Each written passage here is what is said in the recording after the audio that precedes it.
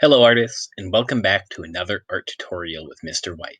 Today we're going to be making two value scales. They're both going to be 9 values, and we're going to make them on one page in our journal, which is 9 inches wide. We're going to start by using a ruler to measure these and practice our ruler skills, and we're going to make sure that these are very consistent value scales. So we're going to make them 1 inch tall. We're going to use the short end of the ruler lined up on the top of the page and make marks on all of the first 4 inches. Remember, the whole inch mark is right after a single digit number and right in between the 2 digits on a double digit inch. Now we're going to move our ruler to the side somewhat, and we're going to repeat that process, lining up the short side of the ruler on the top of the page and measuring down and making marks every inch from 1 through 4. The reason we make 2 marks is that 2 marks makes it much easier for us to get a easy and parallel lines. So you see here, I'm holding my ruler with my fingers spread apart. I'm using my pencil to find one of my marks, sliding my ruler gently against the pencil, and pivoting the top edge of the ruler toward the further away mark.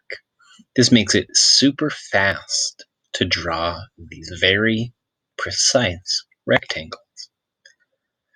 Now I'm going to line up the short edge of my ruler on the crease of the page, and I'm measuring out within or in between the first and second lines that we've already drawn. I'm measuring out each inch. What we're going to be doing here is starting with a flat blended scale, which means that there are 9 individual boxes and each one has a different value completely filling that box. We're going to start by leaving our first box paper white. We're going to fill our second box with the lightest gray that we can. To achieve this, hold the pencil toward the back at a very shallow angle to the paper and color with a wide section of the lead, trying not to put any pressure at all and just filling that area with the lightest gray that you can. For our second box, or our third box rather, we are again going to be using no pressure, and this time we're going to be making 2 layers of our very light gray, first using one direction of mark making and then layering a second layer on top in a different direction. As we move to box 4, we're going to start to apply a tiny bit of pressure, trying to make our base tone match what we have in box 3. And then we're going to turn our mark making angle and at a parallel angle apply another layer of shading to give us a darker value. We're going to repeat that process, trying to match box 5 to box 4 on the first pass, and then we will add in another extra layer on top.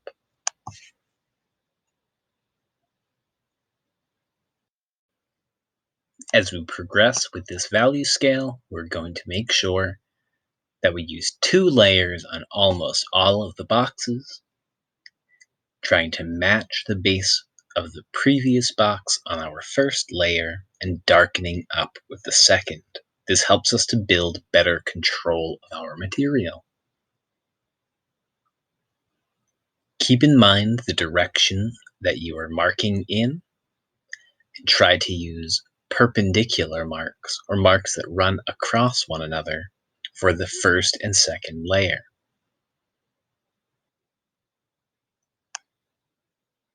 As you progress through and you get into your darker boxes, sometimes it's hard to calibrate and make sure that you don't go too dark too fast.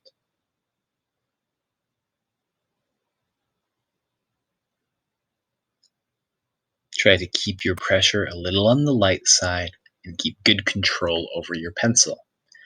Notice as we're getting into darker values, I've moved my grip up on the pencil.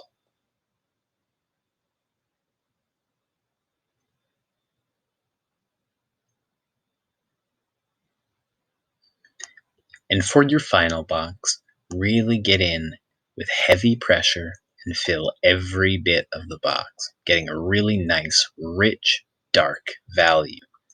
As you do, if you find that your pencil starts to get uneven or the wood starts to creep up toward the actual coloring surface or the lead, take a second and sharpen your pencil.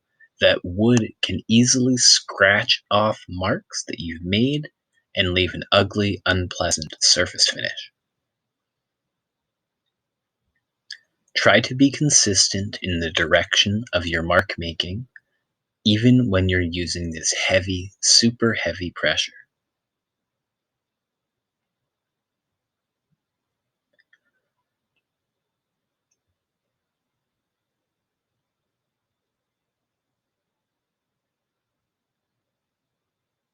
I'm going back in to redefine the lines between my values just to see if they're all looking good. And I don't really feel like there's quite enough difference in the last couple between boxes 7 and 8. So I'm going to go ahead and I'm going to address that in just a moment.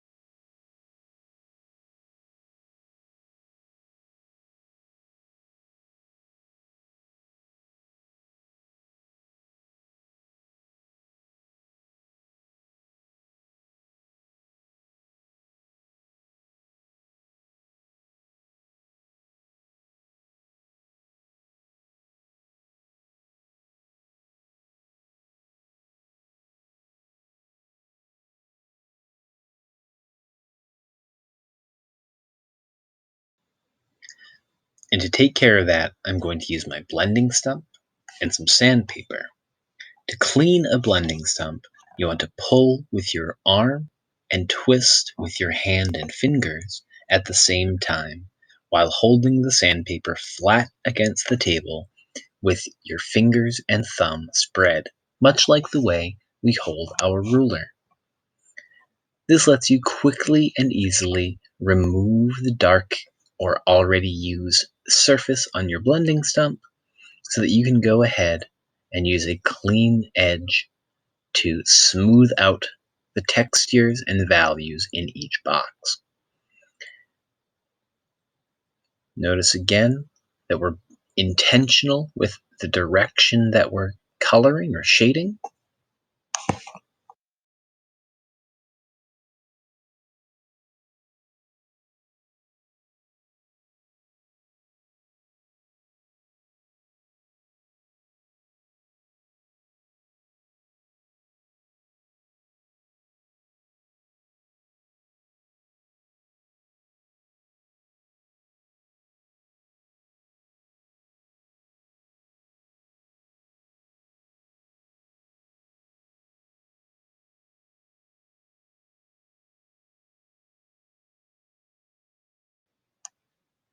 And at this point with the blending stump, our goal is really to be using the angled side portion at a variety of directions of mark making to try to get rid of any surface texture. We're trying to get a very smooth, perfectly flat value of our gray in each box. You notice the finished box or finished blending box looks somewhat darker than the box that it started from, so that's another thing to keep in mind.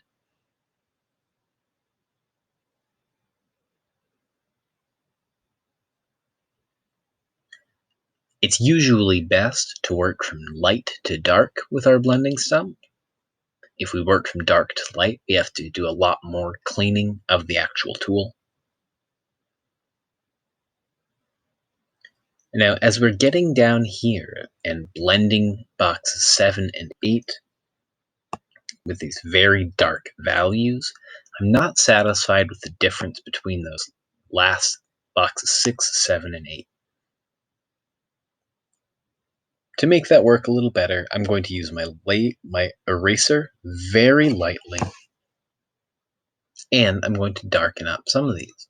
So I'm going to add another layer of rich dark value to my darkest box, and a touch more to my second darkest box, and then I'm going to lighten up a few. To make things work and really look good, I'm going to need to go back a couple of boxes ahead.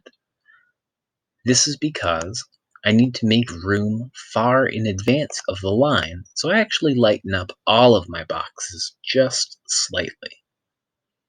I'm using the flat top of my eraser, but you can use a hand eraser just as well.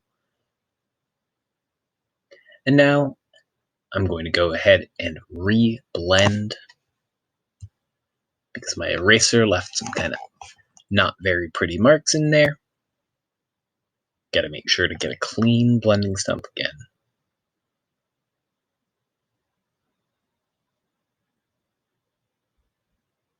And then I'm going back to each box, getting rid of the eraser marks.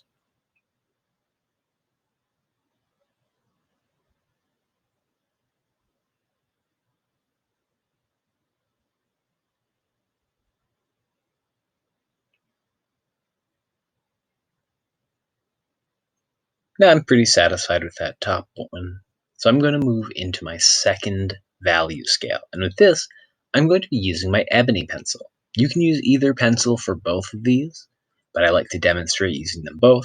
Notice that the ebony pencil has a longer, thicker lead, and that I'm going to be making this value scale in what we call a blended value, which means it's going to be pure white on the far side, and on the opposite side, it's going to be a pure black, or as dark as we can get with our pencil, and we are not going to be having individual boxes or individual values. To make this work, I'm going to start with a base pass that leaves a little bit of white on the far end, and then starts to form a gradient. Notice that even at the very far right in my first base layer, my darkest is still quite light. I'm going to go ahead in, and I like to start from the lightest point and with my base layer, and then stick at the darkest end for the finish layer. So I worked from left to right, and I finished from right to left.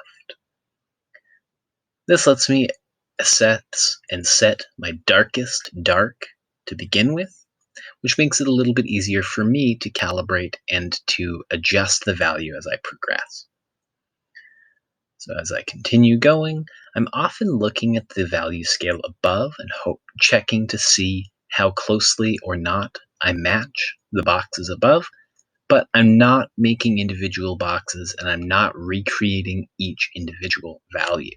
The goal of this exercise is to practice our control of the material. So once I've got a good base tone in, I'm going to clean off my blending stump again. And then I'm going to blend that blended value. Now here I'm starting with the blending again from the left and pulling value rightward. You'll also notice that I use a variety of marks, and in particular, I'm using a lot of this scumbling or a sort of round scribbling mark. I like to pair that in layers with a side-to-side pulling and pushing. This helps to get the value all where it needs to be while not leaving super heavy tool marks.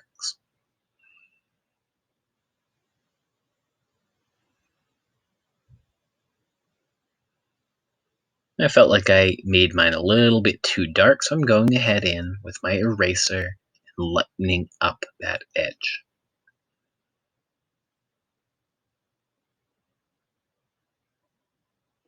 Now with my already dark blending stump, I have enough tone already in the tip that I can really do a lot to finish this up even after all of that erasing. But notice I didn't color directly on the blending stump. You don't really want to do that. That puts a little bit too much tone in there. So I'm just going back through, making sure everything is nice and smoothly blended. You might have missed it right there, but I switched the sides of my blending stump. So the side that was in the base of my hand is the one that I did my finished pass on.